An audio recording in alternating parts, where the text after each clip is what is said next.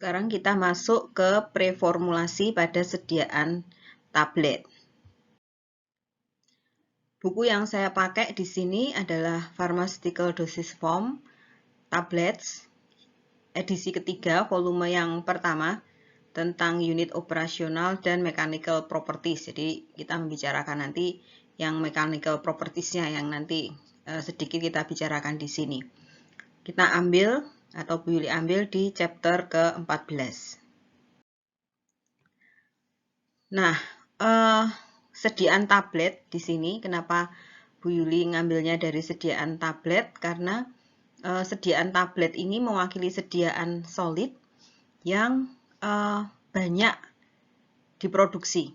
Jadi hampir sebagian besar bentuk sediaan farmasi yang beredar di pasaran ini ada dalam bentuk sediaan tablet. Tablet yang diberikan secara oral diharapkan cukup kuat selama proses pembuatan, pengemasan, dan distribusi. Tetapi siap hancur dalam saluran gastrointestinal, larut dan terserap dengan cepat dan lengkap pada saluran gastrointestinal. Jadi ada dua hal di sini. Tablet ini harus cukup kuat selama proses pembuatan. Pada waktu dibuat itu setelah jadi, kan nanti dicetak, itu keluar dari cetakan, terlempar begitu, itu tablet itu harus tetap utuh, tidak boleh gempil, tidak boleh pecah. Ya. Kemudian ketika dia dikemas, misalnya dikemas masukkan dalam botol atau dalam strip atau dalam blister, itu juga harus bentuknya utuh. Apalagi distribusi yang sering dilempar-lempar. Ini harus cukup kuat, harus cukup keras sehingga bisa mempertahankan bentuknya sebagai bentuk tablet. Tetapi walaupun keras, dia harus gampang hancur ketika dia ada di dalam saluran pencernaan kita. Nah, gampang hancur ini kalau semakin keras ya semakin susah hancur. Tapi kalau tidak hancur dalam waktu 15 menit, maka dia akan susah untuk terserap secara cepat dan lengkap. Ya, cepat dan lengkap itu maksudnya ya, kalau bisa semuanya terserap gitu, sehingga dosis untuk pengobatan tercapai. Kemudian sebagai tambahan, obat ini harus mempunyai acceptable shelf life, artinya harus mempunyai waktu kadaluarsa yang cukup. Ya, nggak lucu kalau suatu tablet yang diproduksi oleh industri itu waktu kadaluarsanya kurang dari 1 tahun. Ini baru disimpan sebentar sudah kadaluarsa. Nggak acceptable. Untuk sediaan tablet ini bisa sampai 4 tahun. Ini acceptable sehingga memberi waktu yang cukup untuk menjual, mendistribusikan dan menjual tablet ini. Ya. Nah, tablet manufacturability atau proses pembuatan tablet dan juga performa dari tablet itu tergantung dari banyak faktor. Ya. Faktor-faktor fisika kimia dari obat tersebut, macam-macam. Nah, kita nanti bisa lihat apa saja gitu. Karakteristik yang komprehensif dari bahan obat ini bisa menjadi satu alasan yang rasional dalam pengembangan formulasi. Ya, nanti dengan data-data yang ada kita bisa menentukan tahapan-tahapan proses yang cocok untuk obat tersebut. Karakterisasi dari sifat fisika kimia. Sifat fisika kimia itu seperti yang sudah kita tahu, ada pH, ada koefisien partisi, ada koefisien ionisasi, lipofilisitas, ya, itu karakteristik sifat fisika kimia. Dan mechanical properties. Nah, ini sifat mekanis. Sifat mekanis itu yang seperti apa? Nanti yang dipelajari adalah sifat alirnya. Ya, itu salah satu sifat mekanisnya. Kemudian kemampuan dikempa itu berhubungan dengan sifat mekanisnya. Apakah bahan ini elastis atau plastis? Nanti kita pelajari di bagian compactability beberapa minggu yang akan datang. Ya. Jadi karakteristik ini, sifat fisika kimia dan mekanis dari active pharmaceutical ingredient atau bahan aktif, ya, ini yang kita sebut preformulasi dalam sediaan solid tablet, ya. Dalam sediaan solid tablet yang disebut preformulasi itu adalah dua hal tersebut. Kemudian jangan lupa bahwa preformulasi itu juga termasuk evaluasi kompatibilitas bahan aktif dengan bahan tambahannya atau excipientnya. Ya, kompatibilitas itu ketercampuran. Jadi sebagai contoh misalnya senyawa-senyawa obat yang mengandung gugus amin primer NH2, maka dia tidak bisa dicampur dengan eksipien yang merupakan disakarida seperti laktosa karena akan bereaksi dengan reaksi Maillard dan ini akan mengubah aktivitas dari zat aktif tersebut. Jadi yang semacam itu tidak boleh dicampur. Ini kompatibilitas. Ini termasuk juga dalam studi preformulasi untuk sediaan tablet. Nah, ini adalah sifat fisika kimia yang dapat berpengaruh terhadap performa dari tablet. Contohnya di situ misalnya pKa, ya, derajat ionisasi, yang menyatakan derajat ionisasi. Ini klasifikasinya pengaruhnya itu di tingkat molekuler. Lalu performa tablet apa yang dipengaruhi di situ? Ternyata kelarutan dari obat tersebut, kecepatan disolusinya, kecepatan melarutnya obat itu, lalu stabilitasnya. Ya, stabilitas itu nanti dipengaruhi oleh pKa juga. Lalu yang fisis apa misalnya di situ? Particle size distribution atau ukuran distribusi ukuran partikel. Ini klasifikasinya termasuk di tingkat fisis, jadi di tingkat partikel, tidak di molekul lagi. Molekul itu nanti akan menyatu, ya, membentuk kristal. Lalu kristal ini, ya, yang tumbuh menjadi partikel dengan ukuran tertentu. Nah, distribusi ukuran partikel ini pengaruhnya kemana? Ke sifat alir serbuknya, powdernya, tabletability-nya, kemampuan untuk di tabletnya, dan kecepatan disolusinya. Jadi ada performa yang dipengaruhi oleh sifat fisika kimia ini. Ini yang harus kita pelajari, yang harus kita punya datanya sebelum kita mengembangkan suatu zat aktif menjadi bentuk sediaan tablet. Pengaruh sifat fisika kimia dalam proses formulasi tablet. Ya, dalam formulasi dan pembuatan tablet ini meliputi banyak sekali langkah-langkah proses, ya. Dan di dalam banyak langkah proses ini, baik bahan obat maupun eksipien ini nanti akan terpapar oleh berbagai stres atau tekanan. Stres di sini adalah sesuatu yang membuat obat itu bisa berubah, bisa tidak stabil, bisa terdegradasi secara kimia. Ini stres. Jadi berbagai variasi atau step atau langkah dari proses pembuatan maupun formulasi itu bisa menyebabkan terpaparnya tekanan itu. Sifat fisika kimia dari bahan aktif atau senyawa aktif ini akan mempengaruhi pemilihan eksipiennya. Ya, pemilihan eksipien. Juga dalam pemilihan kondisi pembuatan sediaannya. Jadi, misalnya suatu bahan aktif yang higroskopis, maka kita perlu menambahkan eksipien, mempertimbangkan bahwa eksipien yang kita punya itu adalah eksipien yang bukan higroskopis, eksipien yang tidak menyimpan air. Ya. Itu pengaruh sifat eksipien di dalam memilih suatu bahan tambahan. Ya, kalau bahan aktifnya, senyawa aktifnya ini mudah teroksidasi, ya kita memilih eksipien yang tidak mengandung logam, sehingga akan memicu reaksi oksidasi. Misalnya magnesium stearat, untuk pelicinya jangan digunakan, karena magnesiumnya ini bisa memicu oksidasi. Seperti itu. Juga untuk proses kondisi prosesnya, kita sesuaikan dengan zat aktif kita. Kalau zat aktifnya termolabil atau mudah rusak oleh panas, maka jangan menggunakan proses panas pada saat proses pembuatan.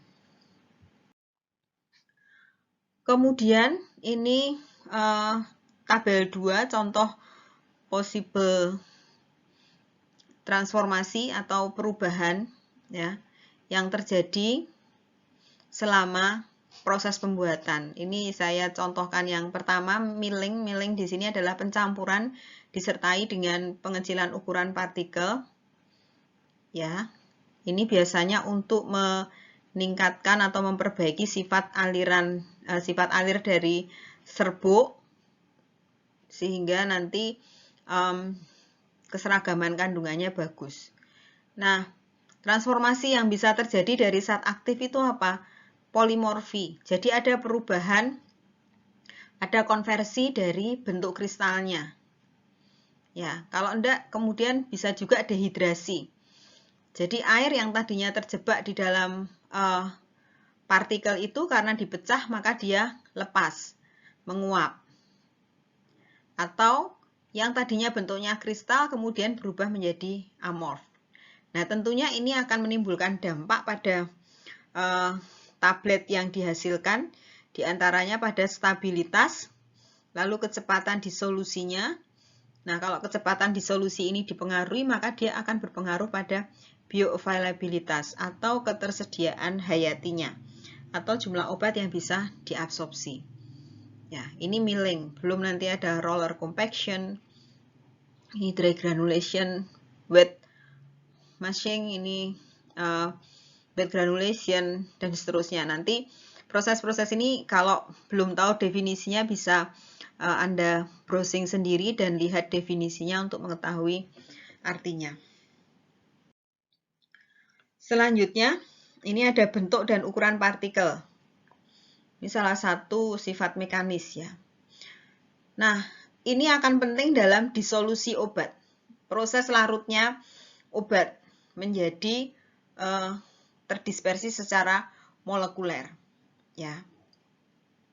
Di dalam sediaan tablet ini ada suatu tahapan untuk dia bisa sampai larut, terdisolusi. Nah, yang sudah terdisolusi ada di dalam larutan ini nanti yang siap untuk diabsorpsi. Yang pertama, tablet ini akan terdisintegrasi atau akan hancur menjadi partikel-partikel dengan ukuran besar.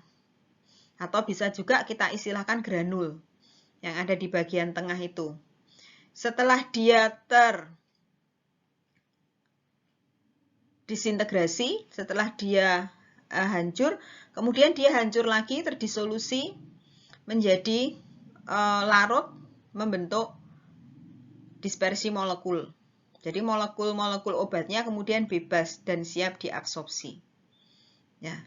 Nah, ini bentuk dan ukuran partikel akan berpengaruh di sini. Ya. Ikatan-ikatan di tablet itu seberapa kuat sehingga nanti proses disintegrasinya itu perlu waktu berapa lama. Ya. Ini akan terjadi, ada dipengaruhi oleh bentuk dan ukuran partikel. Semakin kecil ukuran partikel, maka nanti proses disolusinya akan semakin cepat. Kemudian pada awal tahapan pengembangan obat, ini adalah penting untuk dievaluasi bentuk dan ukuran ini terhadap proses-proses yang ada di pembuatan tablet. Ya, terutama kenapa? Karena terutama nanti akan berpengaruh pada keseragaman kandungan. Ukuran partikel yang kecil itu biasanya nanti sifat alirnya tidak terlalu bagus. Jadi sifat alir itu ada ukuran yang tertentu. Kalau terlalu kecil dia tidak terlalu bagus. Ya. Karena ini nanti bisa berpengaruh pada keseragaman kadar. Ya. Tadi sudah dijelaskan mengenai obat-obat dengan dosis yang rendah. Digitoxin 1,25 mg dosisnya. Kemudian kalau dibuat tablet ya minimal tablet itu beratnya 50 mg. Itu berapa persen? Itu formulasi dengan dosis yang rendah, proporsinya rendah. Sehingga proses pencampuran ini menjadi penting. Nah, proses pencampuran ini salah satunya dipengaruhi oleh sifat alir dari obatnya. Nah, sifat alir ini dipengaruhi tadi oleh bentuk dan ukuran partikel. Kemudian kristal habit, ya nanti kristal itu ada banyak jenisnya, penataannya, habitnya gitu ya, ada yang monokromatik, ada yang kubik dan seterusnya. Ini juga dapat mempengaruhi proses selanjutnya, misalnya pembasahan. Ya, ini bentuk kristal tertentu itu karena dia saking stabilnya, maka pembasahannya bisa jadi juga menjadi sulit. Lalu powder flow, karena nanti kristal habit ini pada endingnya akan membentuk partikel dengan bentuk tertentu. Apakah jarum, apakah strukturnya nanti jadi jarum, ataukah jadi ortorombik, jadi kubus, dan seterusnya. Kemudian mixing dan disolusi. Ya. Partikel yang bentuknya spherical particle ini cenderung mempunyai kontak yang sedikit pada permukaan. Jadi antar partikel itu kalau bentuknya sama-sama sferis atau bulat, nanti kontak antar partikelnya menjadi sedikit. Dan ini akan membuat sifat alirnya bagus. Kenapa kalau sedikit kontaknya sifat alirnya bagus? Karena berarti gaya geseknya kecil. Sementara itu yang bersifat asikular panicles ya itu cenderung mempunyai sifat alir yang rendah. Jadi yang bentuknya asikular tidak beraturan begitu cenderung nanti sifat alirnya rendah. Nah, ini solid state properties polimorfi. Yang paling atas itu yang bentuknya kotak itu kan zat aktifnya, molekul aktifnya. Lalu yang gambar di luar kotak itu ya ada penataan yang berbeda. Ada yang satu itu horizontal vertikal, yang satu semuanya horizontal. Itu yang dimaksud polimorf. Bentuknya berbeda, bentuk susunannya yang berbeda. Kemudian kalau yang kristal seperti itu karena sangat teratur maka energi bebasnya itu rendah. Kalau energi bebasnya rendah, maka kecenderungan untuk bereaksi dengan senyawa lain itu juga rendah. Jadi dia stabil. Berbeda dengan yang amorfos. Yang amorf di situ penataannya tidak beraturan. Energi bebasnya tinggi, sehingga energi bebas ini gampang nanti bereaksi dengan energi yang lain di sekelilingnya. Sehingga yang amorf ini biasanya lebih gampang larut karena dia juga lebih gampang berinteraksi dengan air. Tapi juga kalau dari sisi stabilitas dia lebih rendah dibanding yang kristal. Kemudian titik di situ adalah solvent atau pelarut. Kalau ada molekul kemudian ada pelarut dalam satu kristal itu disebut solvat. Nah, kalau pelarutnya itu air maka disebut hidrat. Kemudian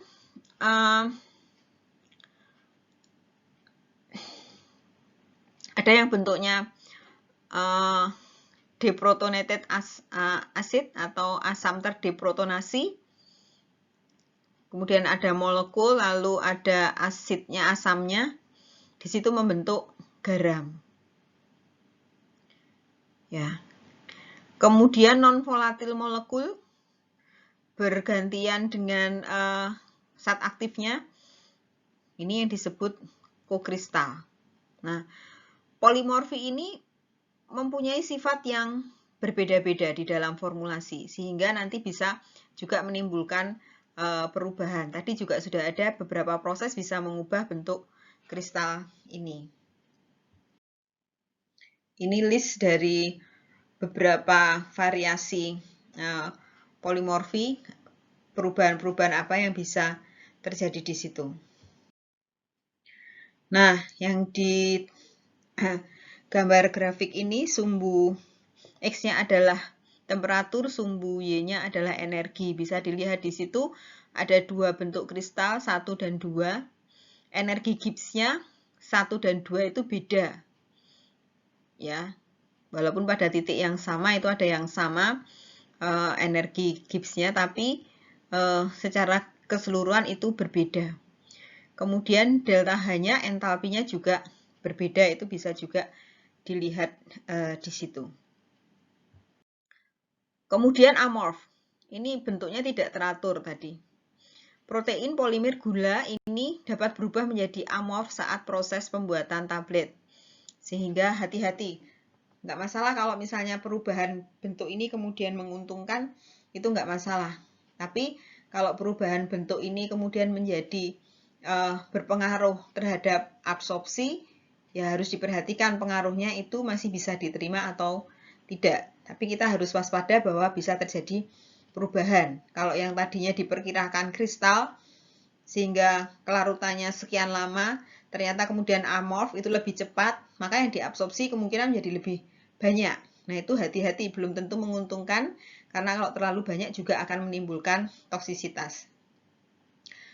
Kemudian, in drugs exhibit in dissolution rate limited absorption, the amorphous state may enhance bioavailability. Di sini adalah kalau satu obat itu absorpsinya ditentukan oleh kecepatan disolusinya, maka bentuk amorf ini menjadi menguntungkan karena akan meningkatkan ketersediaan hayatinya.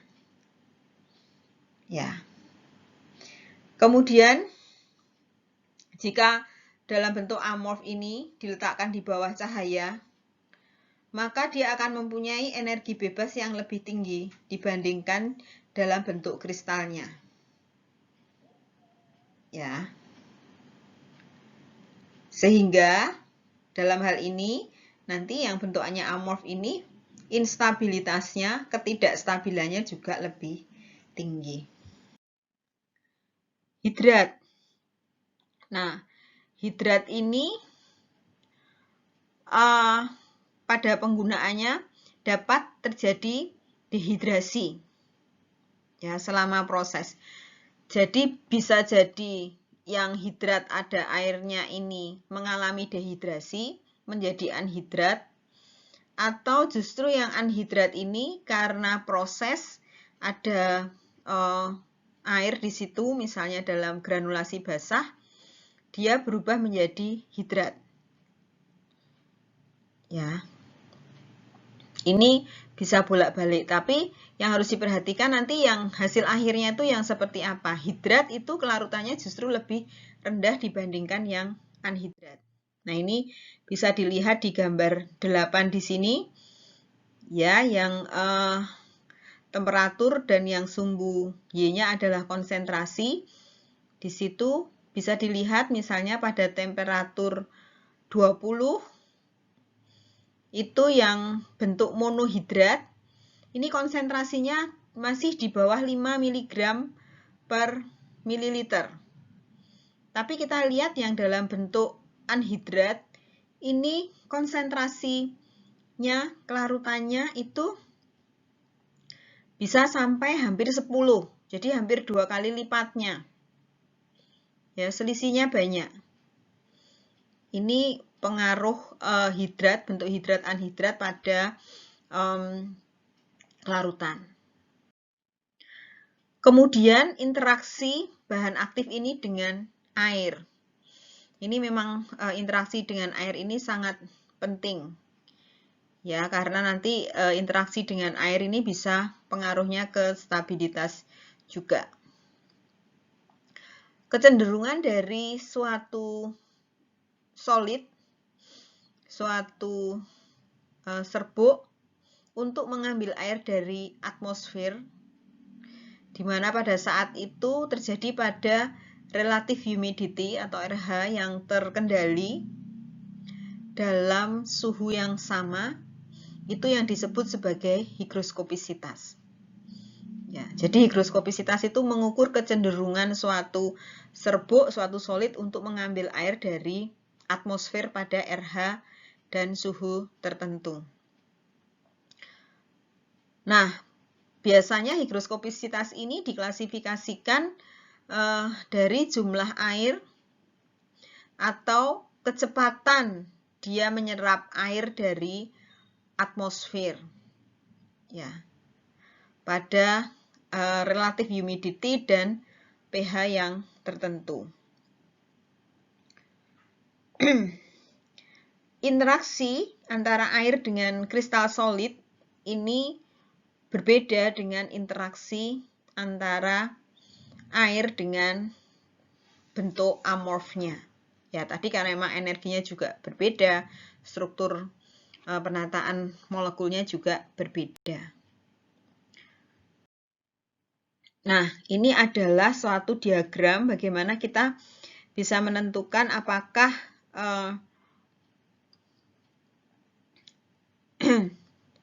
senyawa itu atau perilaku dari absorpsi air oleh solid. Di atas itu mulai dari apakah material itu kristal atau amorf. Kalau amorf geser ke kanan, kalau kristal geser ke bawah.